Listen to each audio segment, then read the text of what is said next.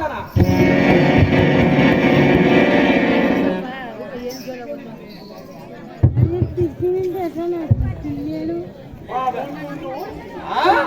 ನಾನು ಮತ್ತೊಂದು ಶ್ಲೋಕವನ್ನು ಹೇಳುತ್ತೇನೆ, ಕೇಳುವಂತ. ಅದು ಏನಿರುವುದು ಚಂದವಾಗಿ ತಿಳಿಸಿ ಹೇಳುವಂತರಾಗಿರಿ. ಕಾಯೇಶು ದಾಸಿ ಕರಿಣಿಸು ಮಂತ್ರಿ, ರೂಪೇಶ ಲಕ್ಷ್ಮಿ ಕ್ಷಮಾತರಿದ್ರಿ, ಭೋಜೇಷ್ಟು ಮಾತ ಶಯನೇನುರವ್ವ, ಷಡ್ಗುಣ ಬಾರಿಯ ಕುಲವದರಂತಿ. ಅಪ್ಪ ಮುರ್ಕೊಂಡು ಈ ಶ್ಲೋಕದ ಅರ್ಥವೇನೆಂದರೆ, ಕೆಲಸದಲ್ಲಿ ಮಂತ್ರಿಯಾಗಿಯೋ ಅಂತ ಕರುಣದಲ್ಲಿ ದಾಸಿಯಾಗಿಯೋ, ದಯದಲ್ಲಿ ಭೂಮಿಯಾಗಿಯೋ ರೂಪದಲ್ಲಿ ಲಕ್ಷ್ಮಿಯಾಗಿಯೋ, ಊಟದಲ್ಲಿ ತಾಯಿಯಾಗಿಯೋ ಶಹನದಲ್ಲಿ ವೇಶ್ಯೆಯಾಗಿಯೋ, ಇಂಥ ಪತಿವರ್ತ ಸ್ತ್ರೀಯರಿಗೆ ಮೂರು ಮೂರ್ತಿಗಳು ಸರ್ವದಾ ಭಯಗ್ರಸ್ತರಾಗುವರು. ಅಮ್ಮ ಮುರದ್ವತಿ, ನಾನೊಂದು ಮತ್ತೊಂದು ಶ್ಲೋಕವನ್ನು ಹೇಳುತ್ತೇನೆ, ಕೇಳ್ಕೊಂತ. ಪತಿಂ ಗುರು ಪತಿಂ ದೈವಂ ತಸ್ಮಾತು ಪತಿಯೇ ಕಾರಣ. ಗಂಡನೇ ಗುರು, ಗಂಡನೇ ಬಂಧು, ಗಂಡನೇ ದೈವ ಸಿಂಧು, ಗಂಡನೇ ಅತಿಥಿ. ಮಾತನಾಡಿಸುವ ಪರಪುರುಷರನ್ನ ಮನದೋಡು ಹಳೆದ ತಂದೆಗಳೆಂದು ತಿಳಿಯುವವರು, ಅತ್ತೆ ಮಾವಂದಿರ ಸೇವೆ ಮಾಡುವವರು, ತನ್ನ ಗಂಡನ ಮನೆ ವಂಶ, ತವರ ಮನೆ ವಂಶ. ಸುಖ ದುಃಖಾದಿಗಳು ಬಂದರೆ ಸಮವೆಂದು ಪತಿ ಸೇವೆಯಲ್ಲಿ ಪುರಂದರರಾಗಿ ನಿಂತು ಅಂತ ಮಹಾ ತಾಯಿಯರು ಈ ಇಡೀ ಪ್ರಪಂಚದಲ್ಲಿ, ಈ ಕಲಿಯುಗದಲ್ಲಿ ಇರುತ್ತಳೋ ಇಲ್ಲವೋ, ಇದ್ದರೆ ಅಂತ ಮಹಾತಾಯಿಗೆ ನನ್ನ ನಮೋ ನಮೋ ನಮೋ. ಅಮ್ಮ ಪತಿವರ್ತ ತಿರುಮನೆಗಳಾದ ಮುರದ್ವತಿ, ನಿನಗೆ ಪುತ್ರ ಬಲವಂ ಕೊಡುವನು ಪರಮೇಶ್ವರನು. ನಾನು ಹೋಗಿ ಬರುತ್ತೇನಮ್ಮ ತಂಗಿ, ತಾಯಿ ರಂಗ ಕೊಟ್ಟರೆ.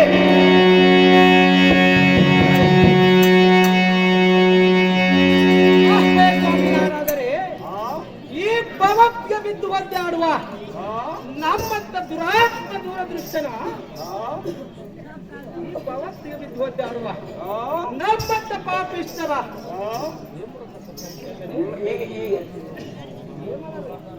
ಕಾಪೆ ನೀರಿ ಅಲ್ಲಿ ಕೂಡ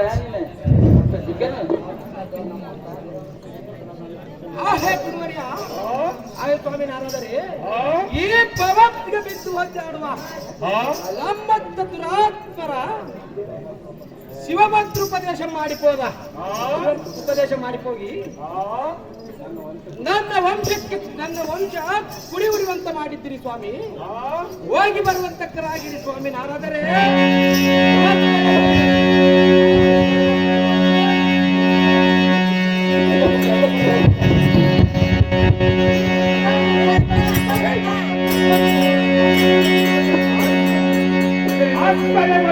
ಸುಭದ್ರದ ವಸ್ತು ನಿಮಗೆ ಮಂಗಳವಾಗಲಿ.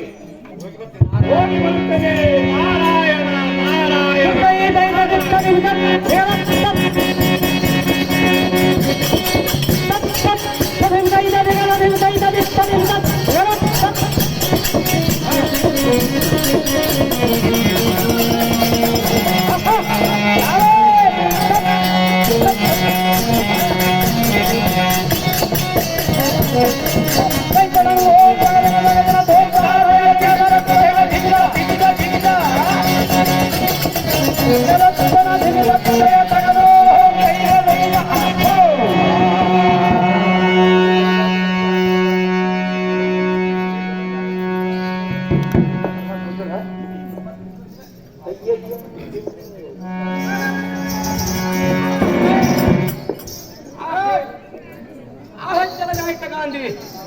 ಆಸನಂಬರಿ ಮಾಡಿ ಷಡ್ಮಿತ್ರಂ ಜಡಿದು ಪ್ರಾಣವಂ ಬ್ರಾಹ್ಮಣಿಗೇರಿಸಿ ದಂಡ ರೂಪದಿಂದ ಈಡಪ್ಪಿಂಗಳ ಪುಷ್ಪನಾದಿ ಸೇವೆಯಂಗೈದು. ಈಡಪ್ಪಿಂಗಳ ಪುಷ್ಪನಾದಿ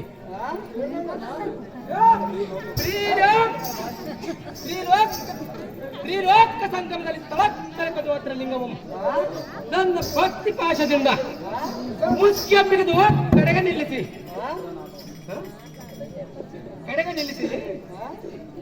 ಸುಪುತ್ರನಾದನು ಬೇಡುಕೊಂಬಿಡುವೆಂಬ ಮನವಂ ದೃಢೀಕರಿಸಿ ಶಿವಪಾದ ಭಕ್ಷಿಕ್ತ ಸಂಪೂರ್ಣ ಜ್ಞಾನದಿಂದ ಚಿತ್ತನಾಗಿರಿ ಸತಿ ಮುರದ್ದತಿ